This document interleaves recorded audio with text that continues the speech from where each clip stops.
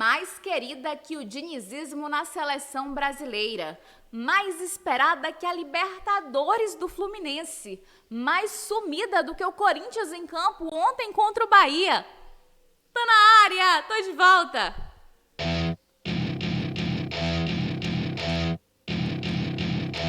Algumas rodadas atrás, a gente falava que o Brasileirão estava em chamas. Pois é, o Bahia pegou um barril de pólvora, sacudiu e tacou ontem na parte de baixo da tabela. É Cruzeiro voltando pra zona, é Vasco também voltando a beirar, é Corinthians e Fortaleza com alerta ligado, é todo mundo muito junto e misturado. Mas antes de qualquer coisa, a gente precisa elogiar o que fez a equipe do Rogério Ceni ontem, que abriu o placar cedo e conseguiu ainda assim manter o domínio da partida. Com 16 minutos já estava ampliando o placar, porque eu sinto o quê? Que esses times que brigam contra o rebaixamento, quando abrem o placar muito cedo, dificilmente têm inteligência emocional para continuar comandando ali as ações do jogo. A prova disso, Cruzeiro e Vasco no meio da semana. O Vasco abriu o placar cedo com o golaço do Pumita, mas não conseguiu segurar o Cruzeiro. Simplesmente recuou o time inteiro, parou de atacar, parecia que tinha desistido do jogo. O Cruzeiro virou a partida,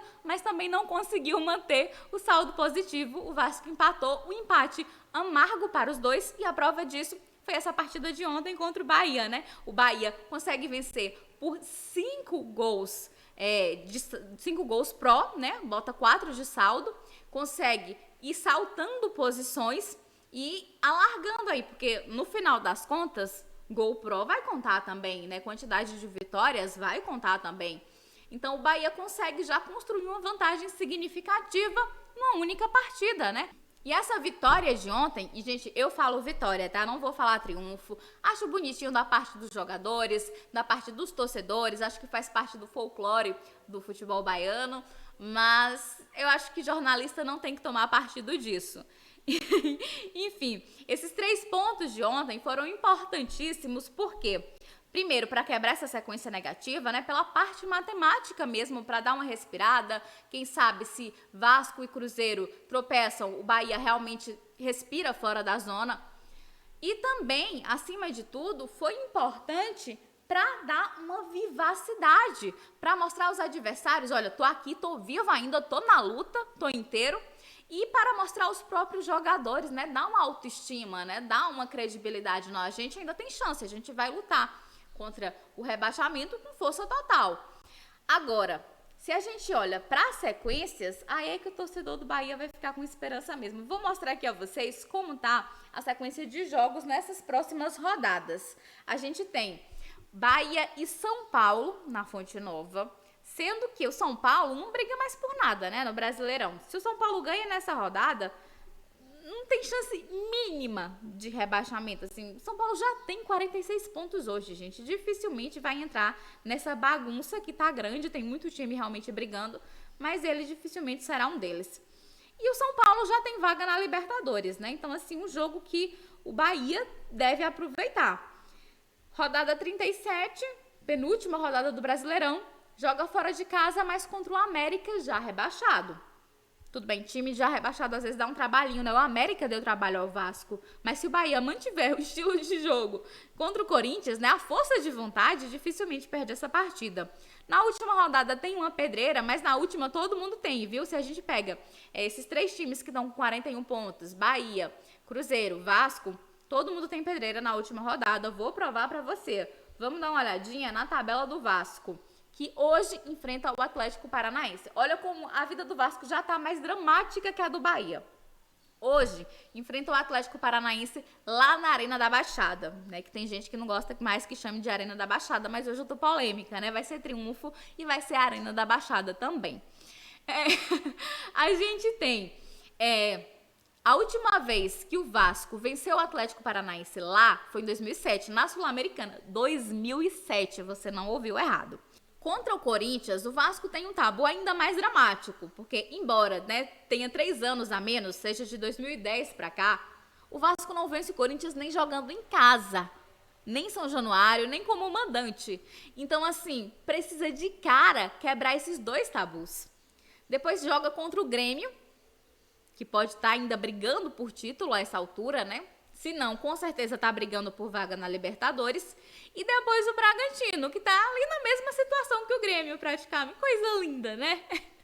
Uma sequência muito difícil do Vasco, muito embora o Vasco tenha mais dificuldade de jogar contra concorrentes diretos do que, às vezes, contra equipes que estão almejando coisas maiores. Prova disso, se a gente pega jogo contra o Bahia, perdeu o primeiro, empatou o segundo. Goiás, perdeu o primeiro, empatou o segundo. Cruzeiro, perdeu o primeiro, empatou o segundo. O Vasco ganhou os 2 jogos contra o Atlético Mineiro. Ninguém explica. Então, assim, pode ser, né, que consiga resultado nesses jogos difíceis, né? Precisa conseguir esses resultados, porque vai ser embolado, vai ser embaçado. Eu até voltei aqui pra mim pra falar um pouquinho da situação do Vasco, porque o que eu percebo nesses últimos dias na internet é uma espécie de positivismo tóxico, com muita cobrança em cima do torcedor, que não pode, em momento nenhum, se questionar se vai mesmo dar certo, não pode temer, porque eu acreditava quando o time tinha 16 pontos, agora que tem 41 e tá fora da zona, e só depende de si. Eu vou desacreditar? Gente, o torcedor que viu o time ser rebaixado 4 vezes em menos de 20 anos, ele tem direito de estar desconfiado e de estar com medo, sim. E eu digo isso falando por mim mesma. Porque a gente já viu o Vasco, por exemplo, ter uma reviravolta, né? Conseguir reacender no campeonato como em 2015 e não conseguir evitar o rebaixamento. Neste ano, talvez, o time com 46 pontos caia. A tabela tá ali, todo mundo muito agarrado. Não é à toa que o Corinthians, que tem 44, o Fortaleza, que tem 44, o Inter, que tem 43, hoje temem ao rebaixamento também. É porque a gente não sabe o que vai acontecer e a cada rodada a tabela muda bastante. A situação do Vasco hoje não é confortável. E o torcedor que teme, que diz, será mesmo que a gente vai escapar? Tem os meus receios, ele não é menos torcedor por isso. Enfim, né? Vamos voltar aqui pro Cruzeiro. Rodada 35, Cruzeiro e Goiás. A gente tem um confronto diretíssimo, né? O Cruzeiro pode, inclusive, afogar o Goiás ainda mais ali na zona. Acho muito difícil o Goiás escapar esse ano. Muito difícil mesmo. O Goiás tem o quê? 37 pontos? Complicada a situação. Aí a gente tem Cruzeiro e Atlético Paranaense. O Atlético Paranaense não vem assim numa sequência muito boa, então de repente isso pode ser útil, né? Acho que tá 5 jogos sem vencer. Isso pode ser aproveitável, né? Pelo Vasco e pelo Cruzeiro, quem sabe? A gente tem na sequência também a rodada 37 com Botafogo e Cruzeiro. Botafogo, né? Que eu acho que não pega mais o título, mas vai estar brigando pela vaga direta na Libertadores. E na rodada 38, simplesmente o Palmeiras, que dificilmente não estará brigando pelo título, né? Acho que o Cruzeiro pode ter um pouco de sossego se de repente o Palmeiras deslancha nessas últimas rodadas e consegue, sei lá, ganhar na penúltima.